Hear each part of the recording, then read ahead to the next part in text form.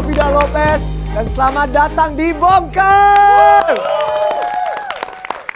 Di episode pertama, orang-orang pada bilang ke gua, Dov, lu yakin mau ngomongin undang-undang ITE?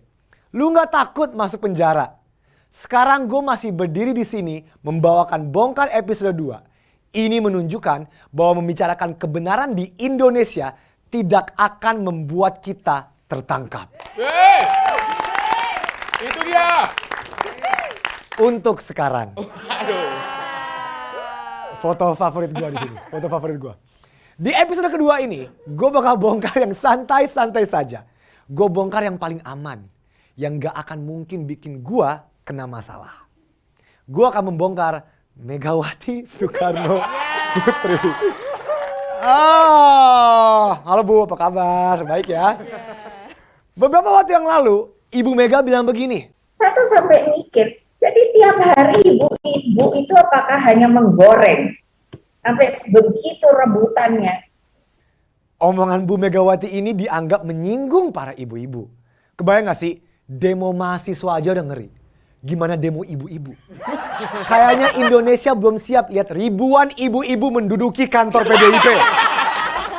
Video ini viral di sosial media, meme ada di mana-mana. Terima kasih, rebusan jauh lebih murah daripada gorengan. Jauh.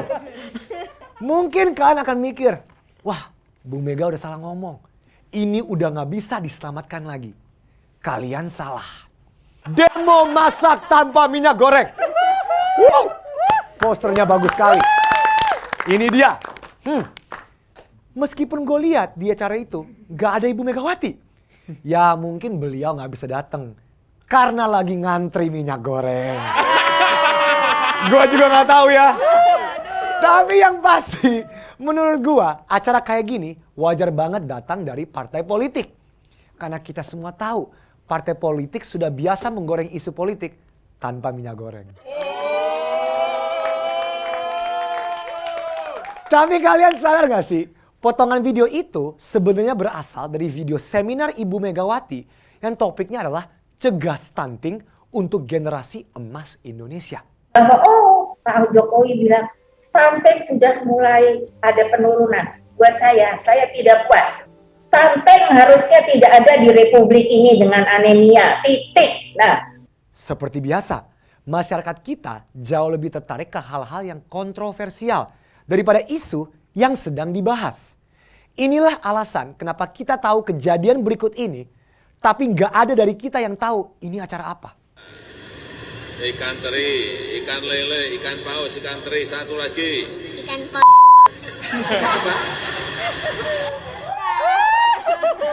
Apa? Tuh kan, paham kan maksud gua? Kita nggak ada yang tahu soal acara Rembuk Nasional Pendidikan yang diadakan Kemdikbud. Kita semua taunya malah ikan.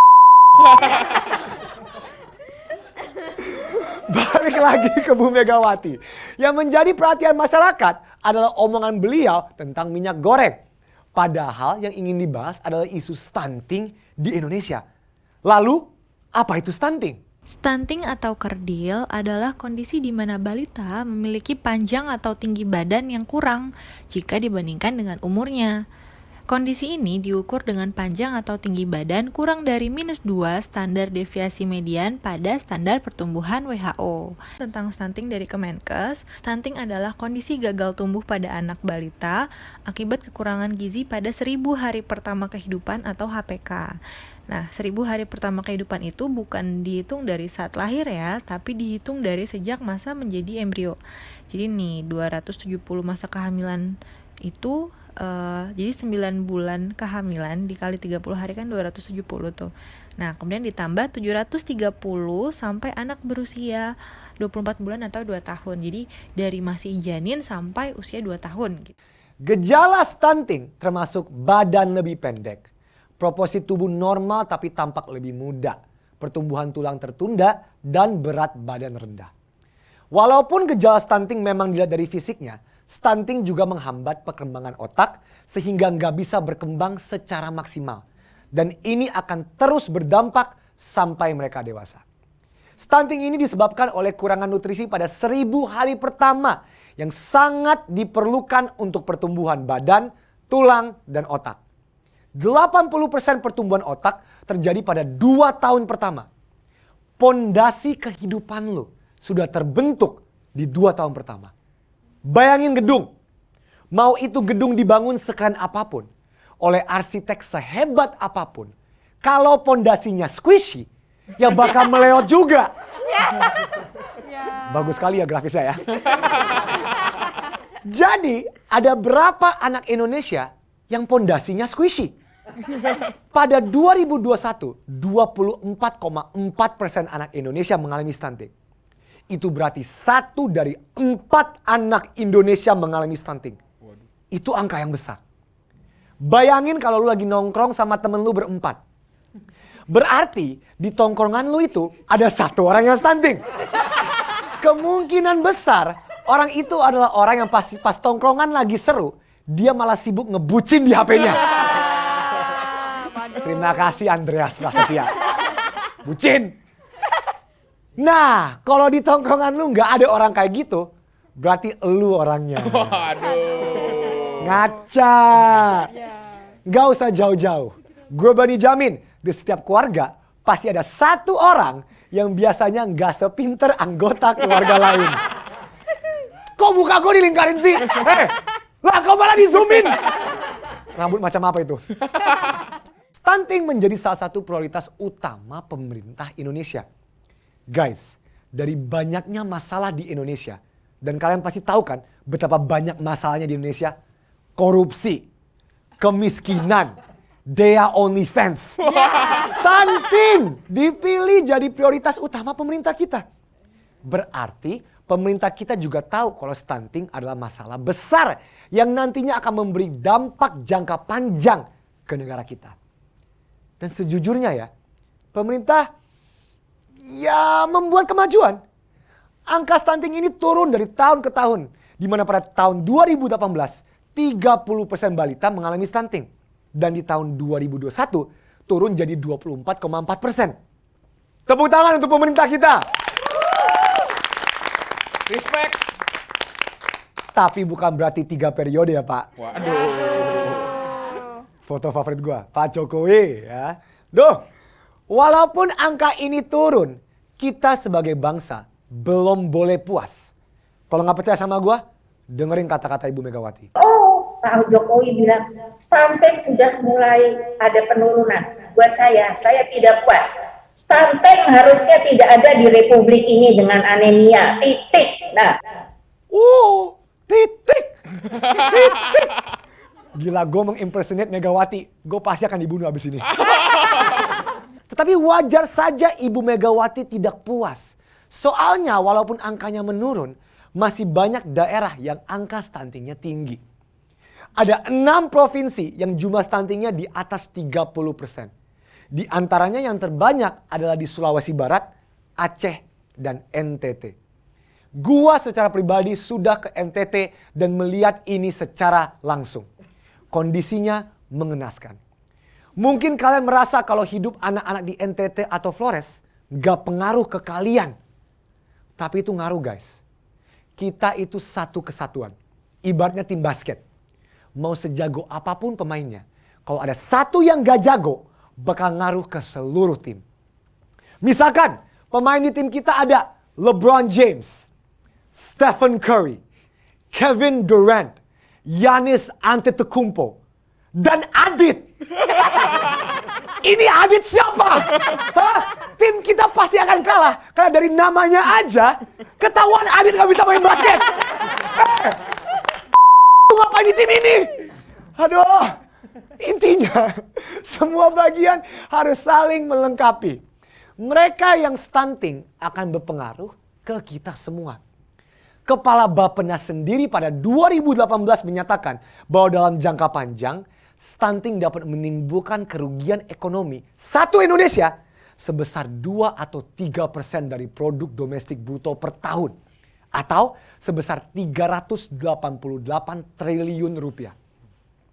Untuk ngabisin duit sebanyak ini, kita butuh 12.049 Juliari batubara. Hashtag menolak lupa. Bagi yang nggak ngerti, Juliari dan teman-temannya mengkorupsi uang bansos COVID-19 sebesar 32 M. So we did the simple math dan dapat sekitar 12.049 Juliari batubara.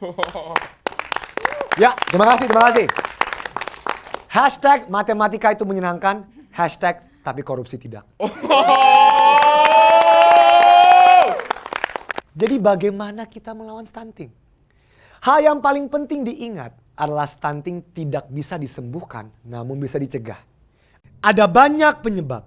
Kemiskinan struktural yang berdampak pada banyak aspek, seperti kurangnya akses air bersih, stabilitas ekonomi, dan berbagai aspek lainnya. Ini memang masalah yang kompleks. Namun yang utama adalah gizi buruk. Gizi buruk atau malnutrisi terjadi saat anak tidak mendapat gizi yang diperlukan untuk tumbuh. Namun, gizi buruk tidak hanya bergantung pada kurangnya asupan sang anak. Ini tentang kualitas, bukan kuantitas. Percuma kalau kita secara rutin kasih asupan ke anak kita, tapi yang kita kasih adalah mie instan dan susu formula. Masalah gizi ini sebenarnya bisa sangat dikurangin dengan menyusui. Selama 6 bulan pertama, seluruh kebutuhan sang anak sudah dicukupi hanya dengan ASI. Tanpa perlu memberikan makanan atau minuman tambahan. Atau yang dikenal sebagai ASI eksklusif. Bahkan, hal ini diatur di PP 33 tahun 2012 yang bertujuan untuk menjamin pemenuhan hak bayi untuk mendapatkan ASI eksklusif sejak dilahirkan sampai dengan berusia 6 bulan. Peraturan ini ada pengecualiannya. Namun sesuai pasal 6, setiap ibu yang melahirkan harus memberikan ASI eksklusif kepada bayi yang dilahirkannya. Guys, jujur, gue baru tahu ternyata urusan menyusui ini diatur dalam peraturan pemerintah. Gua sebagai calon hashtag ayah ASI. Hey, Ernest Prakasa, I'm with you. Yeah, ASI. Gila, hashtag ayah ASI. Gua belajar banyak hal. Untuk 6 bulan pertama, ASI eksklusif cukup. Dan untuk 1,5 tahun ke depan, selain ASI dibutuhkan makanan pendamping ASI. Dan guys, meskipun ini terdengar aneh, selama riset episode ini, gua jadi tahu banyak hal tentang menyusui. Pertama, ASI berubah seiring pertumbuhan bayi. ASI yang lu dapat 2 minggu pertama, beda kandungannya dengan ASI beberapa bulan kemudian. Isn't that amazing? Gila ya, transform. Calon hashtag ayah ASI lagi belajar. Terlebih lagi, kedua, ASI juga bisa mewariskan antibodi yang dimiliki ibu kepada anak. Sehingga memberikan imunitas lebih pada anak. Bahkan ASI bisa mewariskan antibodi COVID. Teruntuk para suami yang sedang mencari antibodi. Kalian tahu kan harus apa? Vaksin! Emang kalian mikir apa? Jangan pikir yang kotor dong. Dan guys, yang terakhir. ASI is free, not for profit. Great! Problem solved, right? Ini udah alami, gratis, dan mencukupi semua kebutuhan anak. Masalah stunting bisa dikurangin. Dan sekarang, gue mau membawa kabar baik ini ke seseorang yang sudah berjuang melawan stunting secara langsung di lapangan di Indonesia. Zach Peterson, how are you, my man? Well, brother, thanks for having me. Bule yang pakai kacamata ini adalah Zach Peterson dari 1000 Days Fun. Interviewnya gue lakukan lewat Zoom karena dia lagi di NTT. Gue pernah ikut Zach keliling NTT dan secara langsung melihat kondisi stunting di sana. Apa itu 1000 Days Fun? Gue akan membiarkan Zach menjelaskan dengan bahasa Indonesia dia yang biasa aja. I'm gonna challenge your Indonesian skills, your bahasa Indonesian skills. Explain 1000 Days Fun in bahasa Indonesia. Go. Oke. Jadi itu yang 1000 hari itu yang gerakan. Jadi fokus untuk bikin pelatihan sama nakes dan kader, right? So it's a health equity perspective on stunting. Okay. Jadi kami keliling di desa-desa, ketemu sama kader, bikin pelatihan untuk dia. Jadi kami menempel positif di badan di rumah, bicara sama ibu untuk yang apa itu stunting, kenapa itu penting. Terus kalau mau mencegah stunting harus ikut seperti apa. That's 1000 1000 days fun. Thank you, Zach. I'll give you a Bahasa Indonesia a 6 out of 10 maximum. Hey, 6 out of 10. not bad for 6. Tepuk tangan untuk Zach. Gila, bahasa Indonesia lu bagus banget. Bahasa Indonesia dia lebih baik daripada bahasa Indonesia gua. Sekarang saatnya gua kasih tahu Zach tentang solusi stunting. We found the solution. Menyusui. Dan stunting turun di Indonesia. Selesai. It's a bit more complicated than that. Yeah, it's a bit more complicated than that. Wait, what do you mean? What do you mean it's a bit more complicated than that? Jadi begini, jangan lupa ya, itu penting kalau kasih menyusui, right? 0 sampai 6 bulan ASI eksklusif. Iya. Jadi don't forget, right? Like cuci tangan pakai sabun, periksa 8 kali, ya itu penting juga. Terus. Kalau harus rajin ke posyandu, ketemu sama kader. Tunggu. Wait, posyandu, kader, tunggu. Apa hubungannya posyandu sama kader partai politik? I don't get it, Zach. Tidak. Huh? So, like this, posyandu is community health post, right? Okay. And a large majority of Indonesians, especially in places like NTT, they rely on posyandu. Okay. Now, posyandu has kader, right? And so kader are community health volunteers. Jadi biasanya ada 5 kader di posyandu. Oh, kader is community health volunteers. Gua belajar banyak hal. Ternyata memang menyusui saja solusi penting, tapi bukan sekedar itu. Kita harus juga fokus kepada kader. So, in a way, one of the biggest and best ways to improve and reduce the number of stunting in Indonesia is to train the kader, because the kader is very hands-on with the ibu-ibu and the bayi in these places in Indonesia. Benar? 100%, right? So if you want change, sustainable, long-lasting change, right? Like this is a problem you can't throw food at. Yeah. Oh. The most effective changes is through training. Like there's 1.5 million kader in Indonesia. Dari video tadi, kita tahu bahwa kader sangat berperan penting. Tapi bukan cuma kader yang berperan penting. Gua sebagai calon #AyahAsi harus turut berperan. Zach, sebagai calon #AyahAsi, apa yang bisa dilakukan suami untuk membantu istri dalam menyusui? Yang suami siaga bisa bantuin untuk kasih pijit ke ibu. Kasih pijitnya kayak gimana, Zach? Kayak gini. Kayak gini. Udah siap-siap semua ayah-ayah Indonesia ya? Alright, Zach. So how do we train these cadres? Right? Explain to me how. So if you ask me, the most effective way is face to face, right? Tapi Indonesia is a huge country, so we have to be able to adapt as best we can. Unfortunately, we can't go and as I said, there's 1.5 million kader. It'll take us 1 million years to train them all. So we have to use technology. We have to use adapt. technology.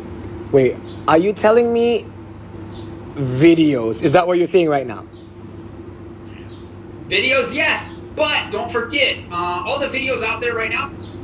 There's already 1 million videos out there. They are very boring. They're PhDs talking to people who are mungkin taman SD. Itu doesn't align, yeah. So boring videos, no thank you. So boring informational videos, no thank you. Tapi fun informational videos, yes thank you, yes please. Is that what you're saying? Are you telling me indirectly for me to make a music video on stunting? Is that what you're saying, Zach? Because that's what I'm hearing. That's what I'm hearing. That's definitely not what I'm saying. Zach, are you telling me I can't make a fun, educational, informative video about stunting? Is that what you're saying? I'm saying it hasn't been done. Challenge accepted. It hasn't been done. Gak pernah dilakukan sebelumnya. Gua dan tim Bongkar suka sama hal-hal yang gak pernah dilakukan sebelumnya. Jadi, ada sesuatu yang pingin gue tanya ke Zach. Do you know the song Gemu Famire? It's a very famous song from Maumere, from Flores, from my hometown. Tahu sih? Tahu sih. Zach aja yang bule tahu. Pertanyaannya, kalian yang orang Indonesia tahu nggak? Bagi yang nggak tahu, nih gua kasih cuplikannya. Putar ke kiri, nona manis putarlah ke kiri, ke kiri, ke kiri, ke kiri dan ke kiri, ke kiri, ke kiri, ke kiri manis. Yeay! Gila dia, salah satu lagu favorit gua apalagi di acara nikahan. Lagu Gemu Famire adalah lagu dari Mau Mere yang sudah terkenal di seluruh Indonesia. Bagaimana kalau misalkan lagu ini kita pakai untuk memberikan informasi tentang stunting?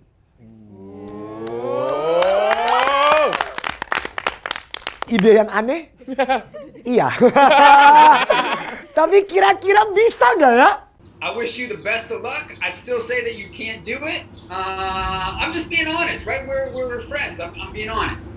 Okay. What about this? For every 1,000 views this video gets, I'm gonna donate personally to 1,000 Days Fund 5,000 rupiah. How about that? Okay? How about that? Listening. Okay? I'm listening. Now you're listening. Okay, let's go. Let's go! Yeah! Ladies and gentlemen, ini adalah tayangan perdana lagu Mari Menyusui, Ayo Cegah Stunting!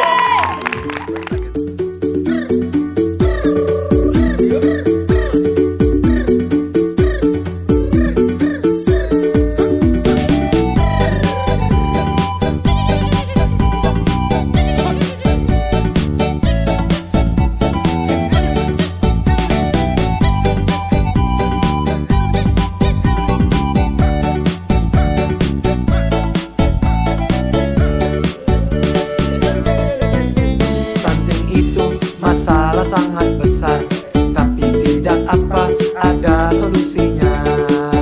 Menyusui 6 bulan pertama, jangan sampai pakai susu formula.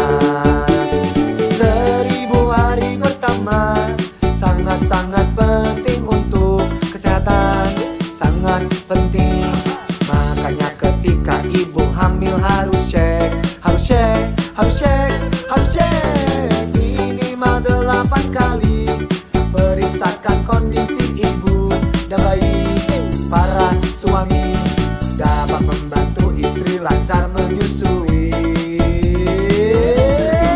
Mari menyusui, ibu manis mari menyusui. Menyusui, menyusui, menyusui, menyusui, menyusui, menyusui, menyusui bayinya.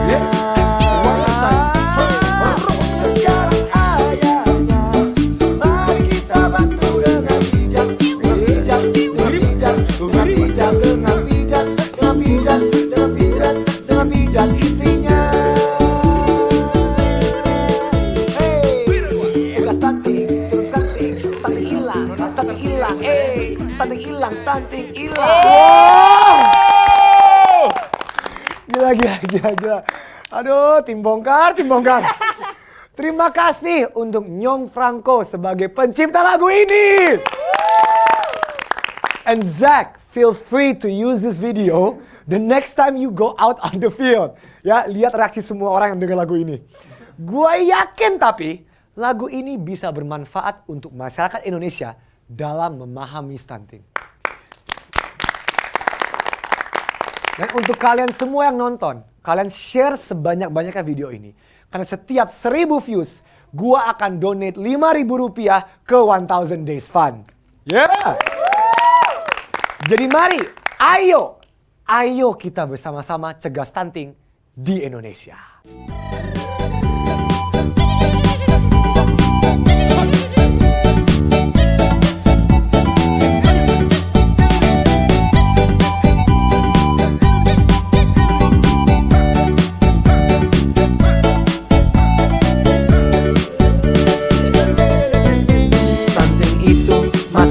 Sangat besar.